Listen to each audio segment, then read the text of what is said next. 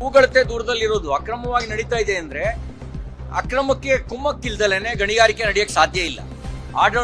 ಆಳುವವರ ಕುಮ್ಮಕ್ಕಿಲ್ಲದೆ ಅಕ್ರಮ ಇಲ್ಲಿ ನಡೆಯಲಿಕ್ಕೆ ಸಾಧ್ಯನೇ ಇಲ್ಲ. ಆಳುವವರೇ ಅಕ್ರಮವಾಗಿ ನಡೀತಿರೋ ಗಣಿಗಾರಿಕೆ ಆಗಿದ್ರೆ ಅದರ ಹೊಣೆಯನ್ನ ಸರ್ಕಾರವೇ ಹೊತ್ಕೊಳ್ಬೇಕು. ನೀವೇ ಈ ಒಂದು ಅಮಾಯಕರ ಸಾವಿಗೆ ಪ್ರತ್ಯಕ್ಷ ಪರೋಕ್ಷವಾಗಿ ಕಾರಣರಾಗಿದ್ದೀರಿ ಅನ್ನುವಂತ ಒಂದು ಮಾತನ್ನು ಈ ಸಂದರ್ಭದಲ್ಲಿ ಹೇಳಿಕ್ ಬಯಸ್ತೇನೆ.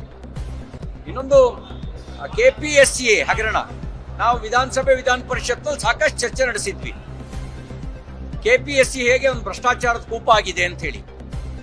KPSC ನಲ್ಲಿ ಹೇಗೆ ಹಣದ ಆಧಾರದಲ್ಲಿ, ಜಾತಿಯ ಆಧಾರದಲ್ಲಿ, ನಂಟಸ್ತಿಕೆಯ ಆಧಾರದಲ್ಲಿ, ಪ್ರಭಾವದ ಮೇಲೆ ಉದ್ಯೋಗ ಕೊಡಲಾಗುತ್ತೆ ಅನ್ನುವ ಮಾತನ್ನು ಹೇಳಿದ್ವಿ.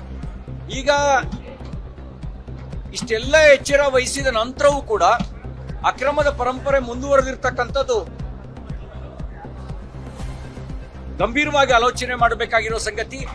ತಕ್ಷಣ ಮಾನ್ಯ ಮುಖ್ಯಮಂತ್ರಿಗಳು KPSC ಕುರಿತಾಗಿ ಕಠಿಣವಾಗಿರ್ತಕ್ಕಂಥ ನಿಲುವನ್ನ ಕೈಗೊಳ್ಳಬೇಕು ಮತ್ತು KPSC ಅಕ್ರಮದ ಕುರಿತಾಗಿ ತನಿಖೆ ನಡೆಸಲಿಕ್ಕೆ SITಯನ್ನ ರಚಿಸಬೇಕು ಅಂತ ನಾನು ಆಗ್ರಹಿಸ್ತೇನೆ. ಹೂಗಳತೆ ದೂರದಲ್ಲಿರೋದು ಅಕ್ರಮವಾಗಿ ನಡೀತಾ ಇದೆ ಅಂದ್ರೆ ಅಕ್ರಮಕ್ಕೆ ಕುಮ್ಮಕ್ಕಿಲ್ದಲೇನೆ ಗಣಿಗಾರಿಕೆ ನಡೆಯಕ್ಕೆ ಸಾಧ್ಯ ಇಲ್ಲ. ಆಳುವವರ ಕುಮ್ಮಕ್ಕಿಲ್ಲದೆ ಅಕ್ರಮ ಇಲ್ಲಿ ನಡೆಯಲಿಕ್ಕೆ ಸಾಧ್ಯನೇ ಇಲ್ಲ. ಆಳುವವರೇ ಅಕ್ರಮವಾಗಿ ನಡೀತಿರೋ ಗಣಿಗಾರಿಕೆ ಆಗಿದ್ರೆ ಅದರ ಹೊಣೆಯನ್ನ ಸರ್ಕಾರವೇ ಹೊತ್ಕೊಳ್ಬೇಕು. ನೀವೇ ಈ ಒಂದು ಅಮಾಯಕರ ಸಾವಿಗೆ ಪ್ರತ್ಯಕ್ಷ ಪರೋಕ್ಷವಾಗಿ ಕಾರಣರಾಗಿದ್ದೀರಿ ಅನ್ನುವಂತ ಒಂದು ಮಾತನ್ನು ಈ ಸಂದರ್ಭದಲ್ಲಿ ಹೇಳಿಕ್ ಬಯಸ್ತೇನೆ. ಇನ್ನೊಂದು KPSCA ಹಗರಣ, ನಾವು ವಿಧಾನಸಭೆ ವಿಧಾನ ಪರಿಷತ್ನಲ್ಲಿ ಸಾಕಷ್ಟು ಚರ್ಚೆ ನಡೆಸಿದ್ವಿ. KPSC ಹೇಗೆ ಒಂದು ಭ್ರಷ್ಟಾಚಾರದ ಕೂಪ ಆಗಿದೆ ಅಂತ ಹೇಳಿ.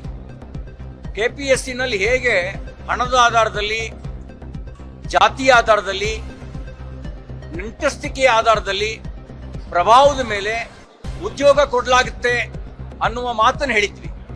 ಈಗ ಇಷ್ಟೆಲ್ಲ ಎಚ್ಚರ ವಹಿಸಿದ ನಂತರವೂ ಕೂಡ ಅಕ್ರಮದ ಪರಂಪರೆ ಮುಂದುವರೆದಿರ್ತಕ್ಕಂಥದ್ದು ಗಂಭೀರವಾಗಿ ಆಲೋಚನೆ ಮಾಡಬೇಕಾಗಿರೋ ಸಂಗತಿ.